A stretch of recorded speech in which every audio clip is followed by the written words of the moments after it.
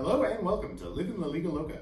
Your first and only news source for La Primera Liga, Bautista Hispana. I'm Kurt. And I'm Joshua.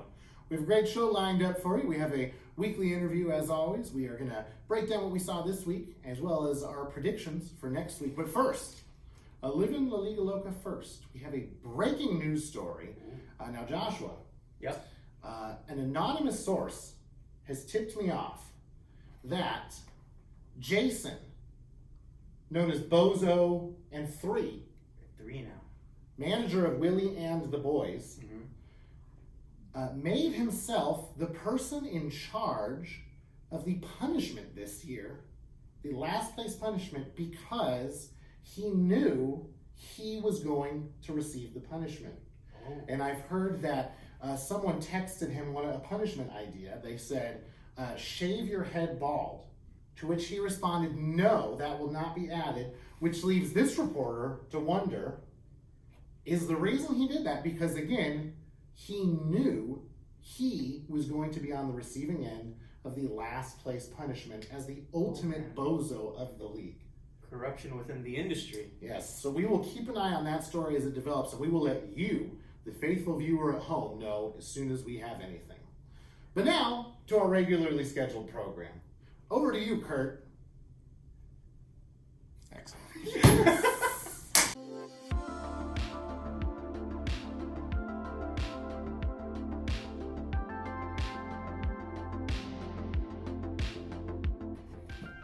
Hello and welcome to La Liga Lowdown. Today joining us, we have manager of Kings Nation, currently sitting 2-1, George. George, thank you for joining us. Thanks, sir. Thank you. Now, George, I think what all the viewers want us to talk about, I think the thing that's resting most heavily on their mind, you are now the only person in the league to have defeated Livin La Liga Loca. You beat me in week 1, and this week you just decimated Joshua. George, how does that feel? Can I say, I feel like I own the league now. Not just mine. I think that's fair to say. I think that's fair to say. Just the beginning, but you know, I could do some improvements here and there, but I'm happy where I'm at. Now that actually is a good segue for us here. It is just the beginning, but so George, you were not there on draft night. You drafted remotely, okay? Yes, most of the rest of the league was gathered around a table at my house, and I can tell you had the number 4 overall pick, and you drafted Igor Shesterkin. And I can tell you that the table erupted. People were screaming, people were yelling. I believe a phrase that Lesser David used was, I'm living in clown world. Wow. Okay? And I myself criticized you very heavily on this very program. Okay? But here you are, 2-1, one of the top teams in the league. George, what did you see with your strategy of drafting Shesterkin first and drafting Ottinger second? What did you see that we all missed? Because it's clearly working for you. Well, what I saw from last year's terrible defeat on my end was that I picked my goalies a little too late. And I saw that goalies give you a lot of points. Either they win it or lose it, but if they have a good amount of saves, they'll give you points. And that's exactly what's been happening. I mean, I don't have really good centers, but my goalies are giving me all the points that I need. But at the same time, it's a risk. But I've always learned about sports around is that a team with good defense will prevail at any time. And so on that note, that makes a lot of sense. How did you decide on the 2 goalies that you drafted? Did you know before going into the draft who you wanted? Did you check during the draft who was highest ranked? How did you end up selecting Shesterkin and Ottinger? Because again, it seems to have just been a grand slam for you. So how did you come to that decision? Well, I'm not gonna lie. I went through the ESPN top goalies list, and even with centers and all the players. I went through it. I went through the list. Both of those came in my way, and I'm like, nope, there's no way I'm just gonna let that just fall off. So that's why I decided to take those names down, and I'm really happy. I'm very And were they your first two choices? Was Ottinger your number two, or did someone take a goalie before you could get Tell the truth, nobody had taken goalies by that time. on? Okay. I was the only one, like the world was saying, I was the only knucklehead that decided to do goalies first, and then from there on, I started filling everything else. And here you are, a winning record, built on the back of destroying the hosts of this very program you're appearing on. I apologize about that. Oh, no. The apology is mine. I underestimated you, George. Man gotta do what man gotta do. That's right. Sir. Right. Now, George, there was a bit of a firestorm was set off this week by you. It resulted in Lesser David saying the vulture will eat steak tonight. And he was referring, of course, to dropping Miro Heiskanen. Now, George, Miro Heiskanen in Yahoo Fantasy is rostered in 97% of all leagues, okay? And you picked up in his place Michael Kesselring, who is rostered in about 9% when I saw it, about 9% of leagues. So can you walk me through what was your thinking when you made that decision? Well, the only decision that made me go through that decision was basically points. He wasn't giving me the points necessary, and I came to this other player and I saw it, and I'm like looking through his stats, his history. I'm like, you know what? He could give me a little bit of a jump that I need. Okay. Because the one player I dropped wasn't giving me enough.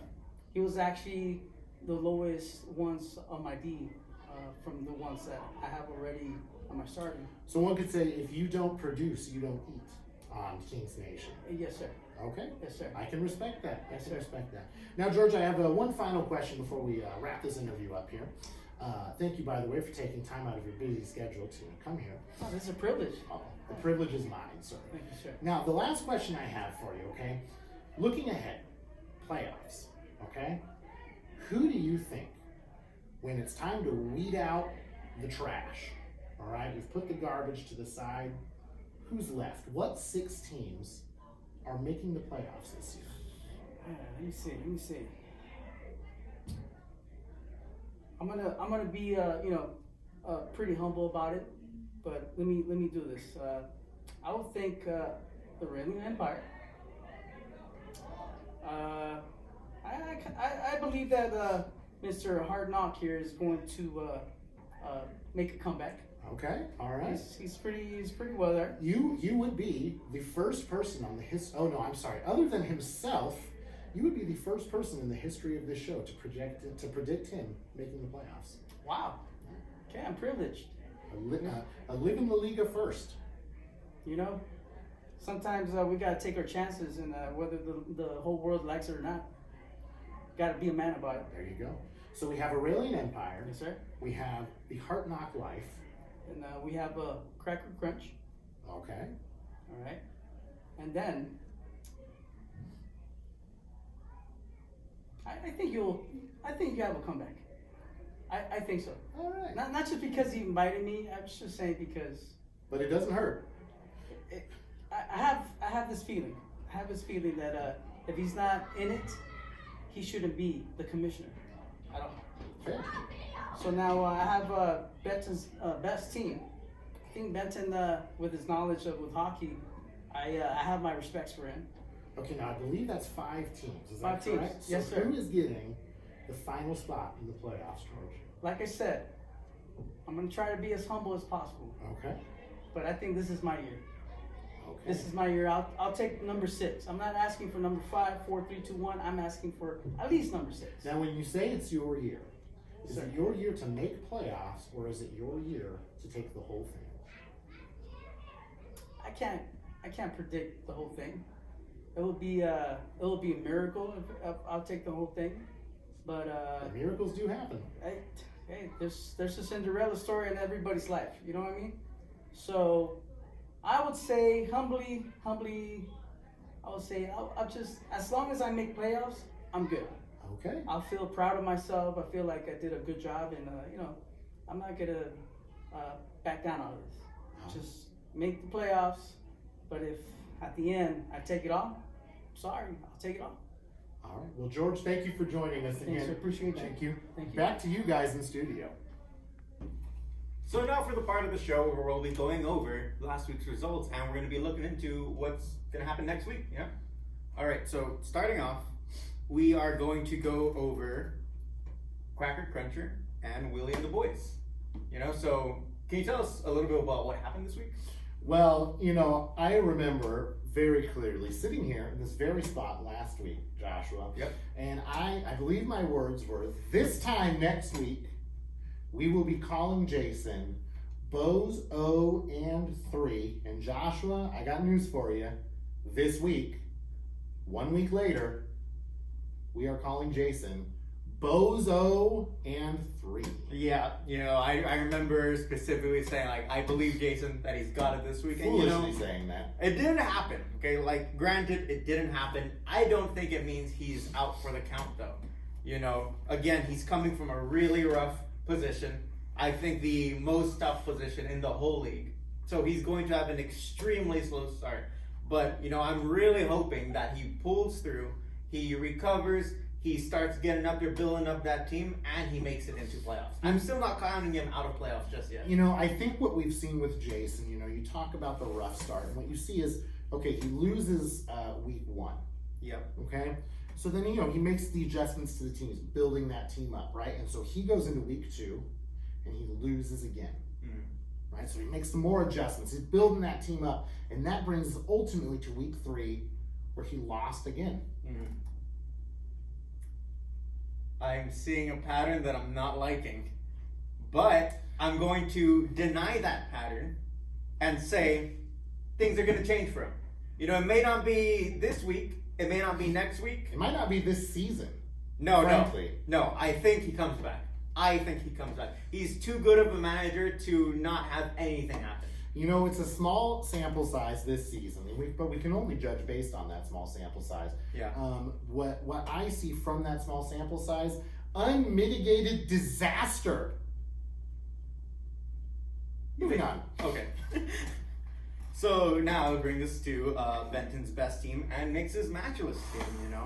That one was a really interesting one to watch. I had to keep checking every now and then. We'll get more into my game, but I had nothing going on there. So really easy to look into this one. That was far more exciting. Tight all week, And I think last week we pointed out too, it's probably the closest matchup. I refuse to make a prediction. Yeah, you did. Which turned out to be the correct prediction after all, because they ended within 3 points of each other. Wow. Unbelievable. Oh, well, I should point out, right at this very moment, the game isn't exactly over yet. It looks like here we got Mix. Oh, wait, no, it would be in his favor anyway. So Mix, he's got Georgiev playing. Oh, he's actually not playing. So the match is basically over. Now, what I will say, though, Joshua, we are recording this on a Sunday night. Oh. And we've both seen how the score can change just a little bit between Sunday night and Monday morning. We've seen that before. So you could conceivably see Benton's best team getting a little bit of a bump in Mix's matchless team, which, let's be frank, Mix has been on the receiving end of the bad point, adjustment multiple times. And so if he goes down and Ben goes up, maybe we're talking about a different winner.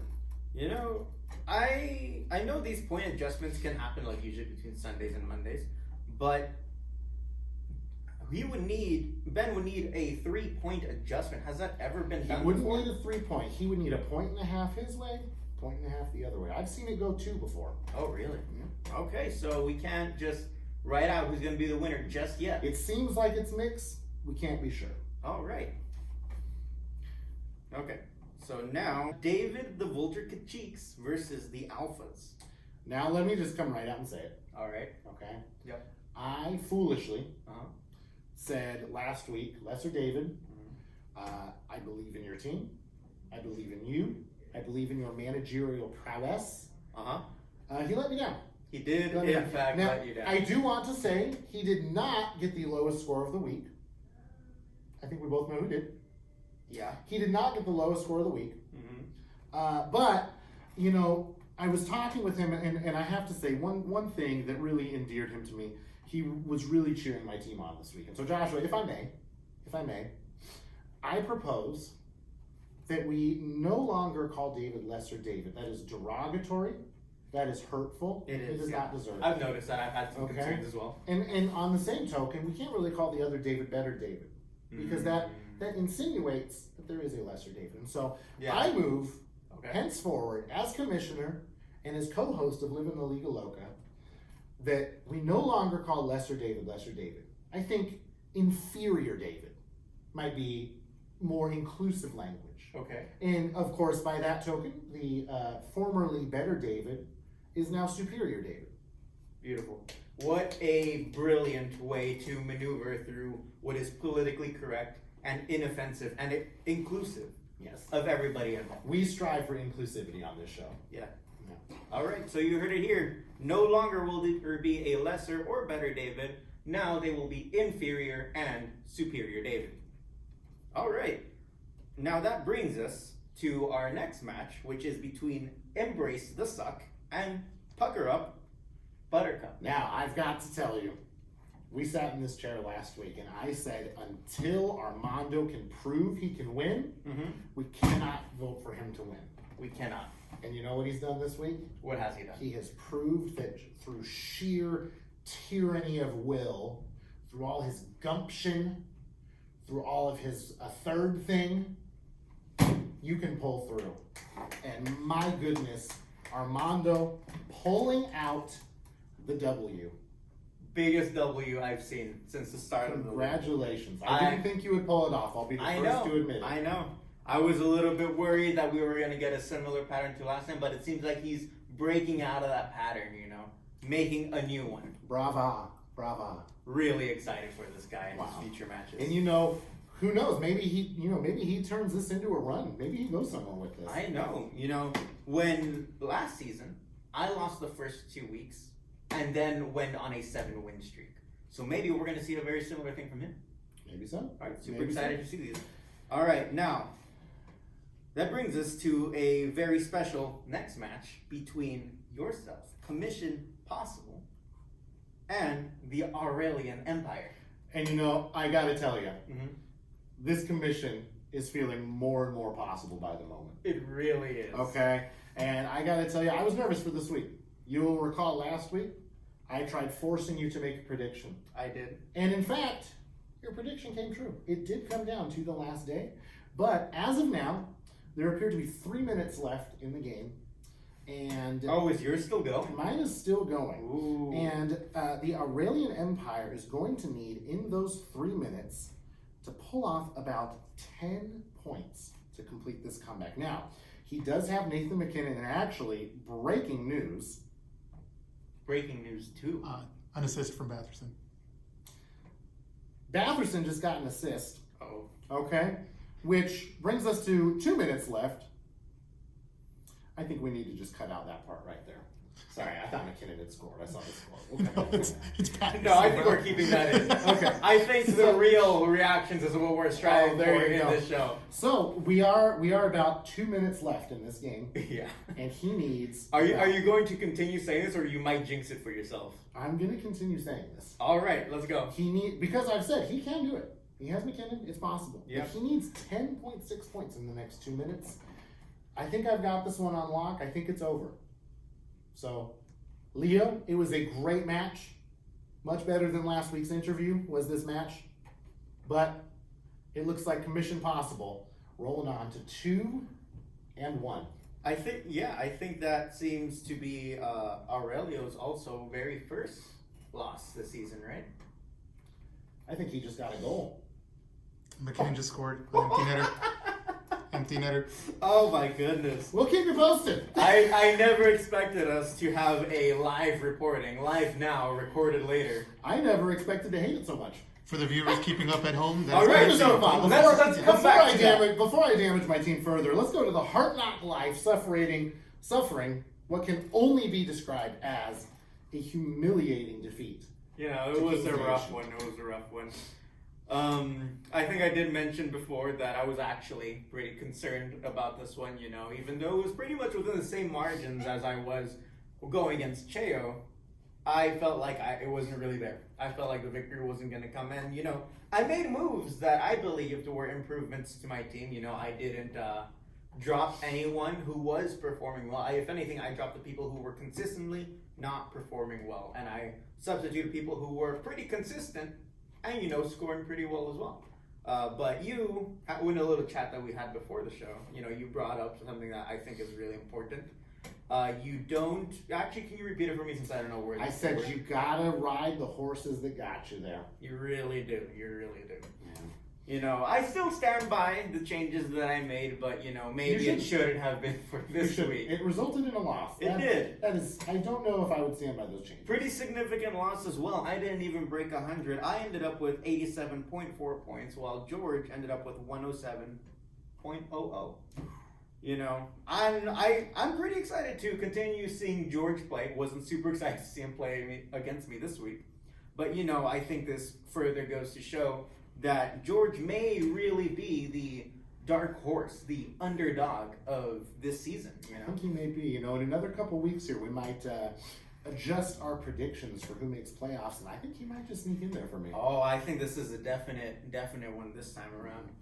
Now, Joshua, moving on to next week. Can we just take a quick pause and go back to your game? My game is still underway. Still underway. We still have about 8 seconds. It's over. 8 seconds. It's over. It's over. It's happened. I have not fully jinxed myself. Okay. Whew. It would have been really funny if anything else happened. I disagree. Now, moving on, Joshua. All right. Let's take a look at the Alphas versus the Cracker Cruncher. Now, on one hand, you have Cheo coming off his first win, right? Mm-hmm. He's feeling good. He's hoping to turn this into momentum. But then on the other side, you have the Cracker Cruncher, who basically directly handed over Zach Hyman to Cheo. And here they are going against each other. And Joshua, I'm just going to come out and say it. Cracker Cruncher's projected to have a big win. I think he does. Honestly, this is what now, 3-0? He's 3-0. He's going 3-0. for 4-0. It would be really impressive to see someone who makes it at least to 6-0. And he is, I believe, the last undefeated team remaining now. He really is, yeah. No, he 100% is. Both Aurelio and I took a loss this week, and that was 2 of the 3 undefeated teams. Yeah, there it is. All right. Now, moving on to David, the Vulture Kachiks, and Kings Nation. What do you see there, Joshua? David, along with me, were one of the 2 big teams that underperformed this week. So I wouldn't call them big teams. I would say maybe small teams at this point. But I think that is more just unluckiness of that week. I think David is going to put up much bigger numbers this week. And I think George is going to continue putting up big numbers for himself as well. So it's really hard to say who will win. I think it's going to be a very close competition. I hope, in my Reinhardt, Okay. I really hope George pulls off a win. I love David, don't get me wrong. Inferior David. Inferior David, I apologize. I love inferior David. But I think I really want to see George win another. I really do. I have to say, he has me rooting for him. He really does. Although he is the King's Nation, I think I'm rooting for George in this one. Okay, there you go. Now, moving on, we have what looks to be the closest projected match of the week. Uh-huh. Once again featuring Ben. It's the second week in a row. Okay? Ben coming off of what seems to be, unless there's a change, a tough, heartbreaking loss to Mix's matchless team. Mm-hmm. And I have to tell you here, between him and Superior David, I love Superior David. He is the Superior David. Yeah, he is. Excuse me, but I think I have to go with Benton's best team. I think that's a fair one. I've been saying since the very beginning of the season that it's going to be way tougher for this guy this time around. This season is filled with people who know a whole lot more. And even though Superior David is new to us this season as well, we've seen that he can really hold his own ground. Mm-hmm. He's not someone to be taken lightly. He's not someone to be underestimated. But I think Benton is due for another win. I think he is too, and it's just hard to bet against the champ. It really is. Yeah. Now, coming up, this is going to be the match I will watch, other than mine, of course, the closest this week, okay? We have Embrace the Suck, hot off their first win. Yep. Okay? Going against Willie and the Boys, a.k.a. Bows 0 and 3. And Joshua, I'm just going to say it. This time next week, I will be sitting behind this very table or another table that looks similar to it and saying Bozo and 4. You heard it here. All right, look, I understand where you're coming from. I get that you want to say both. It is a 50-point projected It is, difference. but you know what? 50 points. I won off of a 40-point projection. And I'm sorry, against who was that against? Can you remind me who that was against? Willie and the boys. Oh, Bozo and O at the But time. Who's now remember, fallen to remember. Bozo and 3. Remember, we're talking about Embrace the Suck. Remember, and we're Armando. talking about Bozo and 3. Okay, but we got Armando's unluckiness too, in which I think anything that can go wrong will go wrong. Armando is a beautiful suck butterfly. Okay, he has emerged from his suck cocoon, and he is here. He is beautiful, and he is a winner now. He can continue being a Bozo winner. and 4. No, Bozo and 4. Willie and the boys all the way. I believe in my boy. Bozo and 4. Now, maybe a slightly less heated one. Your match. It's equally heated. Okay, so for my match, I'm extremely, extremely nervous, unlike I've ever been before, going against my opponent this week, who is the Aurelian Empire. I can tell you from experience it is a harrowing thing to do. Yeah. It is tough. You're looking the lion right in the mouth. He's a tough opponent. I was a little better than him, but he was tough. He was tough. Oh yeah, He was no. tough. But I was a little better. You were a little bit better, sure. But I mean, he puts up big points pretty Oh, much yes. everywhere. Oh, yes. He's got a really Much scary more team. consistent than my team, for sure. Right now, he's projected to be pretty high above me too. Not as much as Willie and the boys were, but enough that I'm pretty terrified. I'm projected to be 123. He's projected to be 144.24. That's rough. Yeah, 144 And bad enough. and 0.24. you don't really have the bozo effect that you would if this was Jason. Mm. So You're so mean. You're so mean. I'm trying to be nice here. I believe in my team. I think they're really strong. They can do a whole lot here. I've got good guys. I've got Reinhardt. I've got great guys who can put I up would big say points. you have good guy, singular. No, I've got good guys. I used to be an undefeated team. Only had my first loss, and we can't win them all. That's just how it goes. That's true. However, That's true. honestly, this week I think I may be going for another loss. I'm not even gonna lie. Yeah, I want to say I'm going to come through. I'm going to just come out of nowhere, turn this around. But I think I'm gonna go 2-2 now. I agree. I agree. I would like to say that you're going to pull another shocker on us, but I think the Aurelian Empire is hands down the most consistent team in this league. Really is is. consistently excellent. That's going to be a tough one. Really is. I think it's gonna be super hard for me to fight against. I don't think I'm gonna win. No. It's rough. It's rough, but it's true. Now, the last one, of course, is yours truly versus Mix's Matchless team. Now, currently, I'm projected at a whopping 173 points. I know. I think that's gonna be the highest score if you make all those points, right? This Yes, season? and it should be noted, not one single time have I hit the projections. Okay. Have sure. not done it yet this season. Yeah, but So, you can start now. no time like the present. No time like the present. And I'm currently projected to win by almost 40 points Yeah. over Mix's Matchless team. But I need to tell you, I do not feel confident. Okay, and this Really? is why.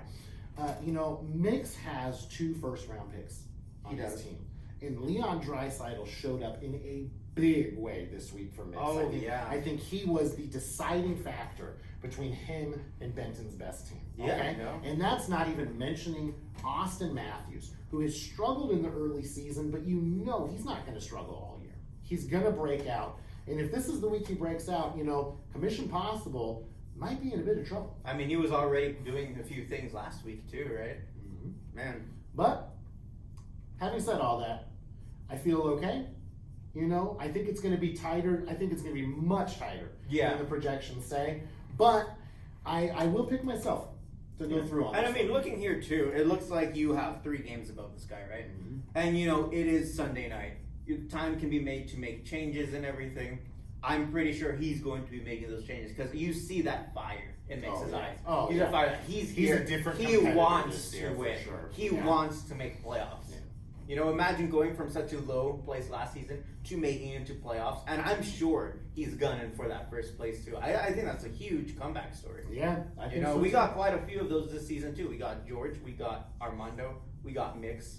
Whole lot of people who seem to be really Moy. giving everyone a hard time. Moy missed playoffs and is undefeated through 3 He weeks of did. competition. He won that very coveted participation trophy. You know, medal. Right. Can't give him too much. Okay, he won that participation medal, and I think this time he's tired of that medal. He wants a trophy.